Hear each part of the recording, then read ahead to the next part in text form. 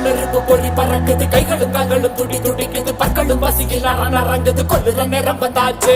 வானமும் பூமியும் நடுங்குது, வங்க கடல் போல காத்து உருமுது, சிங்க நடையுடன் சிங்காரி ரூபத்தில் செவச்சிட வந்தாச்சு. சுத்திரவையிலும் கலந்து போகும் செவக்கு இவ கண்ண பார்த்து அத்தனை திசையும் அதிர்ந்து போகும். அடடா இவ வேகம் பார்த்து உதிர நதிகள் ஓட ஓட உடல்ல இவ கிழிக்க போற உலக காணா பயங்கரத்தை